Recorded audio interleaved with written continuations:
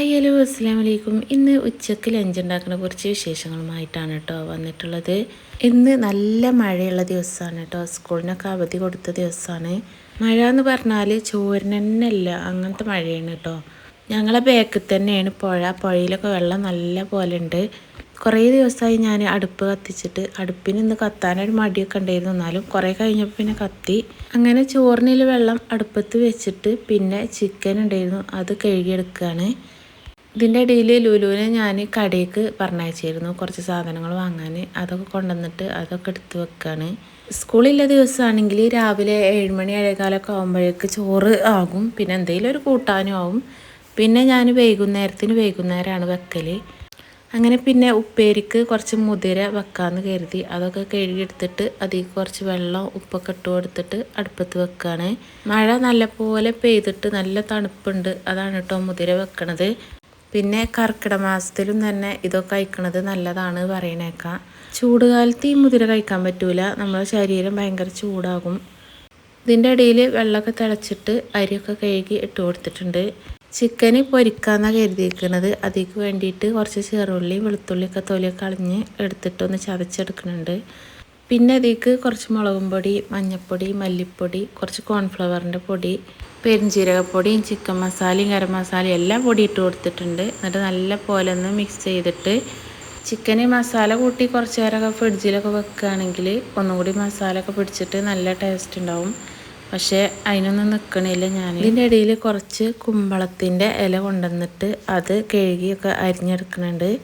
ഇത് നമ്മളെ വീട്ടിൽ തന്നെ ഉള്ളതാണ് കേട്ടോ ഈ കുമ്പളത്തിൻ്റെ ഇല. എനിക്കും അജുവിനും ലുലുവിനൊന്നും വലിയ ഇഷ്ടമല്ല ഈ ഇലകളൊന്നും. ഐശുട്ടിക്ക് നല്ല ഇഷ്ടമാണ് കേട്ടോ ഇത്. അങ്ങനെ പിന്നെ അതാ ചോറ് ഇവിടെ ആയിട്ടുണ്ട്. ഇതിൻ്റെ ഒപ്പം തന്നെ ഗ്യാസുമ്മേ കുമ്പളത്തിൻ്റെ ഇല ഒന്ന് താളിച്ചെടുക്കണുണ്ട്. അതിന് വേണ്ടിയിട്ട് കുറച്ച് വെളിച്ചെണ്ണയിൽ ചെറുള്ളിയും പച്ചമുളകും ഇട്ടിട്ട് പിന്നെ കഞ്ഞിവെള്ളം ഒഴിച്ച് കൊടുക്കുകയാണ്. പിന്നെ ഉപ്പ് ഇട്ട് കൊടുത്തിട്ട് കഞ്ഞിവെള്ളം ഒന്ന് തിളച്ച് വരുമ്പോൾ ഈ ഇല ഇട്ട് കൊടുക്കുന്നുണ്ട്.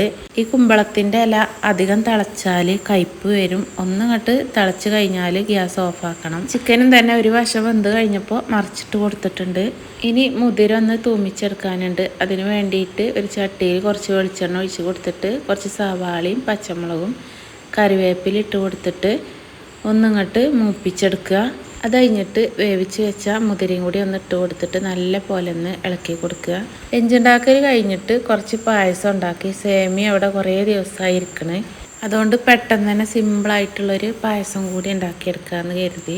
ആദ്യം തന്നെ ഒരു പാത്രത്തിൽ നെയ്യ് ഒഴിച്ച് കൊടുത്തിട്ട് മുന്തിരി ഒന്ന് വഴറ്റിയെടുക്കുന്നുണ്ട്. പിന്നെ സേമിയ ഒന്ന് വറുത്തെടുക്കുന്നുണ്ട്.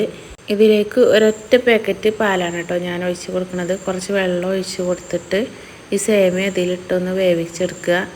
2-3 ഏലക്കായും കൂടി ഇട്ട് കൊടുക്കുന്നുണ്ട്. അത് കഴിഞ്ഞിട്ട് പഞ്ചസാര ഇട്ട് കൊടുത്തിട്ട് കുറച്ച് മിൽക്ക് മെയ്ഡും കൂടി ഒഴിച്ച് കൊടുക്കുന്നുണ്ട്. അങ്ങനെ പായസം അവിടെ റെഡി ആയിട്ടുണ്ട്. പിന്നെ നമ്മൾ വറുത്ത് വെച്ച മുന്തിരിയും കൂടി ഒന്ന് ഇട്ട് കൊടുക്കുന്നുണ്ട്.